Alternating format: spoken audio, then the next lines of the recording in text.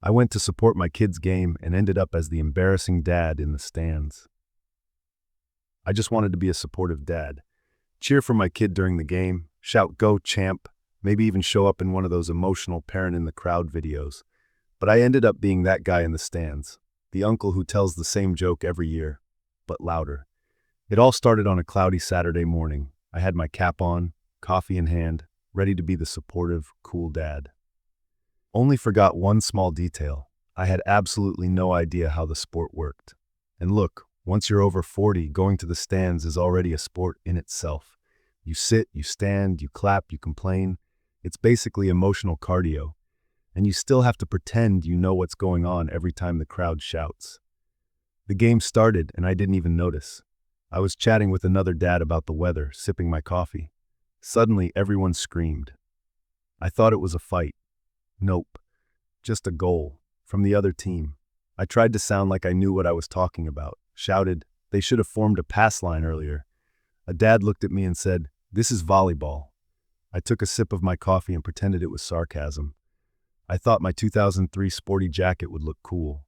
Turns out it made noise every time I moved. I sat, shh, shh. I stood, shh. I became a human maraca. The dad next to me kept yelling, mark him, nonstop. I thought he was part of the coaching staff. He wasn't. He was just Carl, from the school's HR department. But he acted like he used to manage a national team.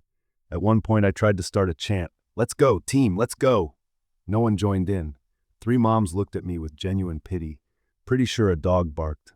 A kid sitting nearby turned to me and asked, "Mister, what's offside?" I froze. Thought about answering with a metaphor. It's like when your mom calls you and you pretend you didn't hear. But I just said, "Ask the referee. He loves explaining stuff." Speaking of kids, my son wears jersey number 12. I spent half the match cheering for number 21. Even shouted, "That's my boy," after an amazing move. Yeah, that was the other team's player. 10 minutes into sitting on those metal bleachers and my body folded like origami. I couldn't tell where my spine ended and the concrete began.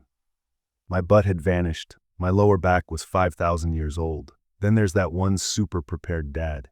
He brought a flag, a folding stool, a cooler, a megaphone, a team hat, and even binoculars. Looked like he was camping at the World Cup. I brought coffee and a sense of confusion.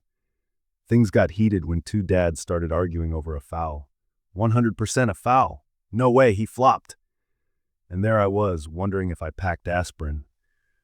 To ease the pain, I brought a little cushion to sit on. Thought it'd make a difference. It did. I became the joke of the stands. "Look at that guy with the pillow." I considered hitting them with it. But try explaining sciatic pain to teenagers. Tried recording part of the game for the family chat. The video was shaky, my finger was over the lens, and the wind sounded like a tornado. During the big goal, I filmed the grass. Then said, "I think it's recording." It wasn't. At halftime, I asked my son, "So you're the goalie today?" He said, "Dad, I'm playing on the side." Like the sideline or just kind of nearby?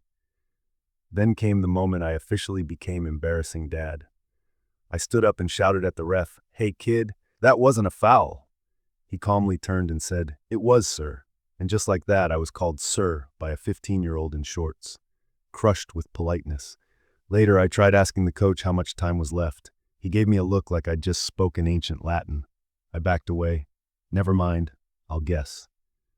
I went to grab a snack at the concession stand. Came back with what looked like a traumatized Hot Pocket. One bite sent me back in time. Tasted like reused oil from the 90s. Deliciously sad.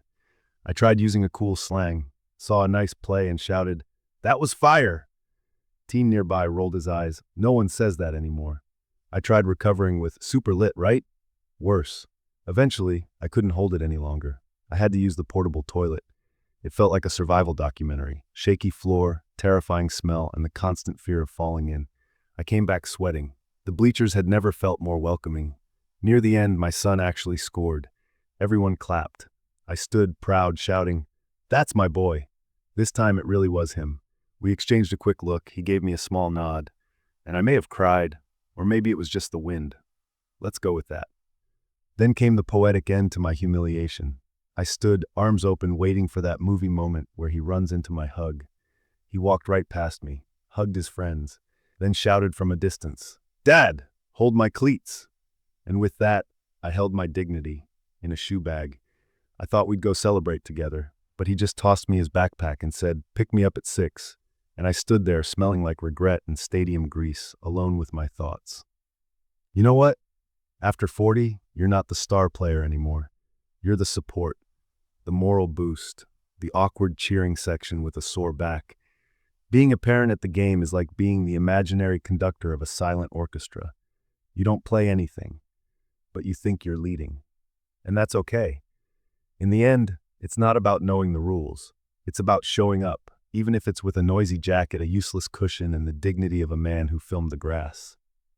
And hey, if you've ever cheered for the wrong kid, got shut down by a teenage referee, or faced a portable toilet that changed you spiritually, leave a comment, hit like, subscribe to the channel, and send this to someone who's also a permanent member of the Bleacher Club. Because if we're going to be awkward, nostalgic, and slightly sweaty, let's at least do it together.